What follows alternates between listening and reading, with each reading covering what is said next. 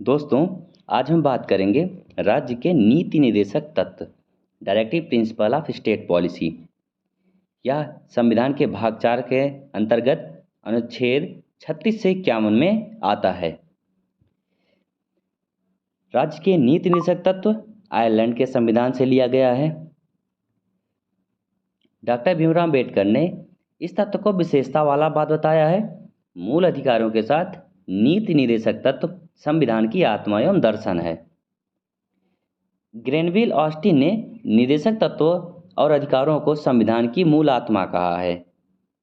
इसका मुख्य उद्देश्य है लोक कल्याणकारी राज्य की स्थापना करना और राज्य में सामाजिक और आर्थिक लोकतंत्र की स्थापना करना। निर्देशक तत्वों की प्रकृति गैर न्यायोचित है, यानी इनके हनन पर इन्हें न्यायालय द्वारा लागू नहीं कराया जा सकता। संविधान सभा के सलाहकार BN राव जी का कहना था कि संविधान में दो तरह के मौलिक अधिकार होने चाहिए। एक ऐसा मौलिक अधिकार हो जो हम भारत के नागरिकों को संविधान लागू होने के तुरंत बाद दे सकें, और दूसरा ऐसा मौलिक अधिकार हो जो कुछ समय बाद दिया जा सके जब भारत के पास पर्याप्त साधन हो जाए। फिर संविधान सभा में चर्चा हुई और यह परिणाम निकला कि इसे हम दो भागों में बांट सकते हैं।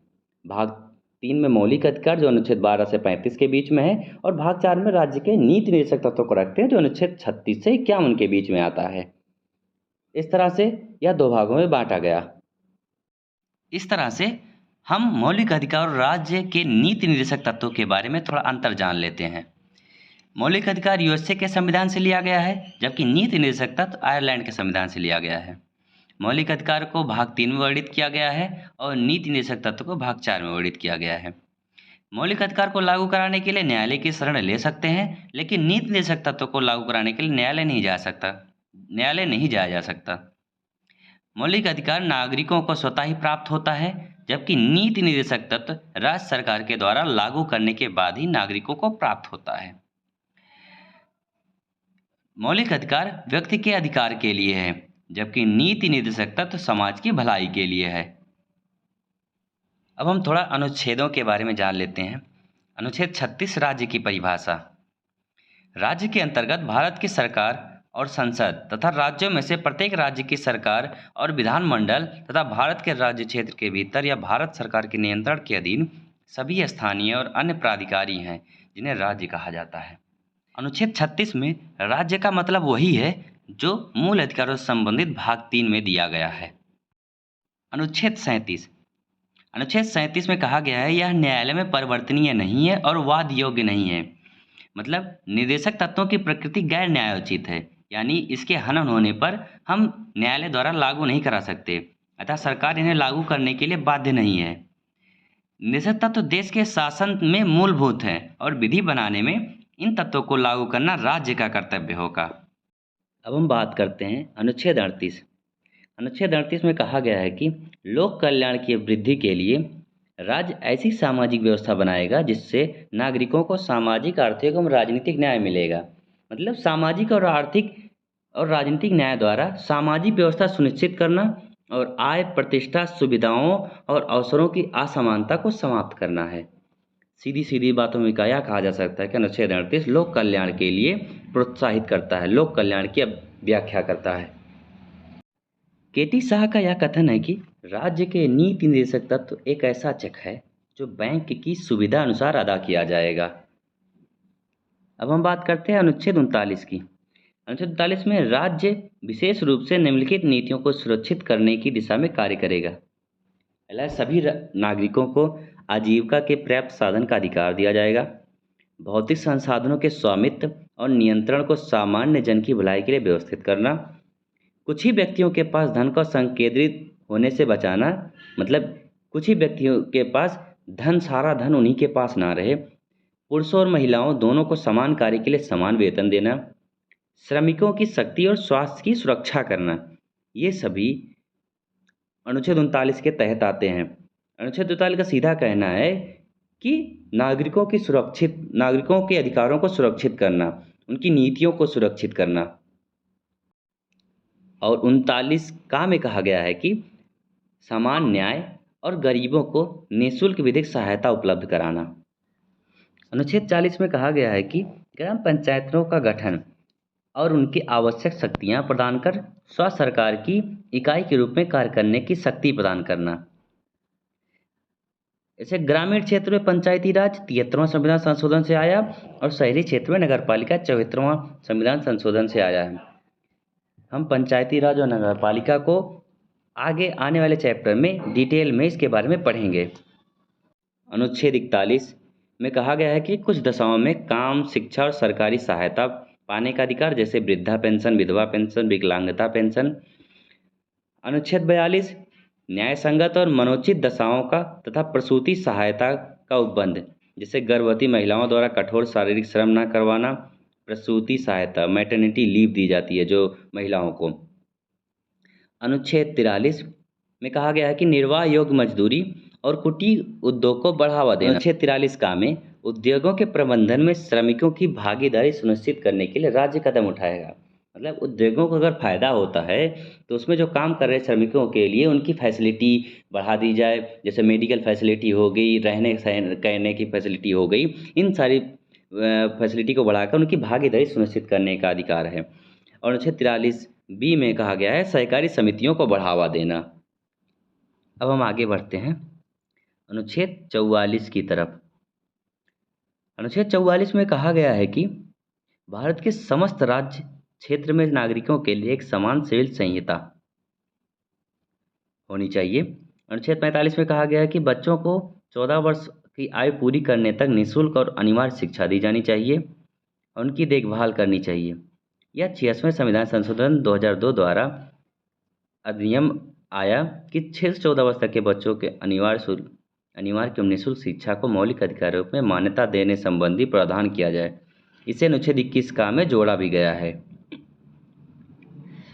अनुच्छेद 46 में कहा गया है कि राज्य समाज के कमजोर वर्गों, विशेषकर अनुसूचित जातियों, अनुसूचित जनजातियों और अन्य कमजोर वर्गों के शैक्षिक और आर्थिक हितों को बढ़ावा देना है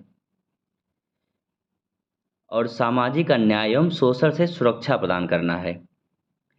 फिर अनुच्छेद 47 में कहा गया है कि लोगों के जीवन स्तर में सुधार, पोषाहार को बढ़ावा देना, शराब पर प्रतिबंध और नशीली दवाओं पर प्रतिबंध लगाना है। मतलब स्वास्थ्य के लिए नुकसानदायक नशीली दवाओं, मदिरा, ड्रग के औषधियों प्रयोजनों से विभिन्न उपभोग पर प्रतिबंध लगना चाहिए। अनुच्छेद 47 में यह दिया गया है। अनुच्छेद 48 में राज्य कृषि और पशुपालन को वैज्ञानिक तरह से बढ़ावा देना। मतलब गाय, बछड़ा व अन्य दुधारू पशुओं की बलि पर रोक और उनकी नस्लों में सुधार को प्रोत्साहन है। अनुच्छेद 48 का में पर्यावरण का संरक्षण तथा संवर्धन और वन तथा वन्य जीवों की रक्षा का भी प्रावधान है। सीधा रूप है अनुच्छेद 48 में कृषि और पशुपालन को बढ़ावा देना और पर्यावरण का संरक्षण तथा संवर्धन करना। अनुच्छेद 49 में कहा गया है कि राष्ट्रीय महत्व के स्मारकों, स्थानों व वस्तुओं का संरक्षण करना। मतलब ऐतिहासिक अभिरुचि वाले स्मारक जैसे कलात्मक हो गए या किसी ऐसा स्थान जैसे ताजमहल हो गया, कुतुब मीनार हो गया, ऐसे धरोहर की रक्षा करना। अनुच्छेद 50 में कहा गया है कि राज्य की लोक सेवाओं में न्यायपालिका और कार्यपालिका को अलग रखना। न्यायपालिका और कार्यपालिका का हम आगे विस्तार से अध्ययन करेंगे।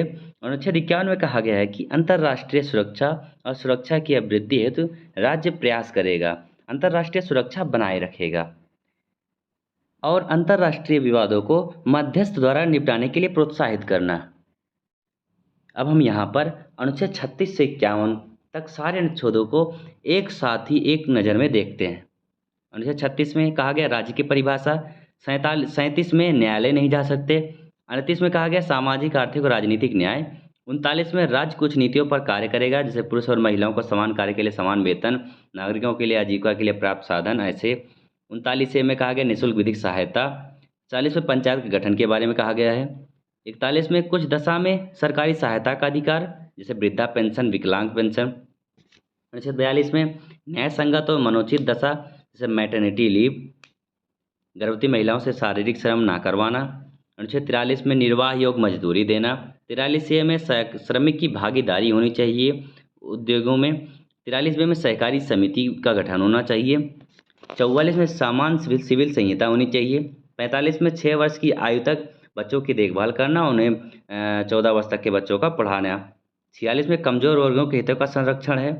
47 में पोषाहार को बढ़ावा, शराब और नुकसानदायक नशीली दवाओं पर प्रतिबंध लगाना।